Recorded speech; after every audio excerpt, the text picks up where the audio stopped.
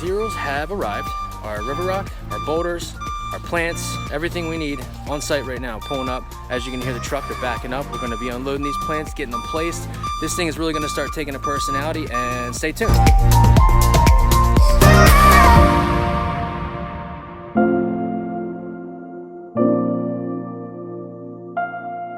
Okay, so we just got all our plants set into place, and now we're gonna be putting them in the ground. I'm gonna give you a little bit of tour of that, and I'm also gonna show you a neat little trick as far as marking out river rock so we can differentiate right now the difference between river rock and mulch.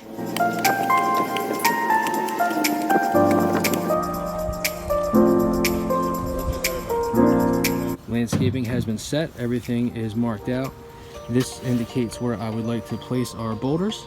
River rock, you'll see an M throughout here for mulch, but here we have our base for our evergreen plants, and then of course we're just keeping the line straight. Everything's going to be nice, clean, and uniform.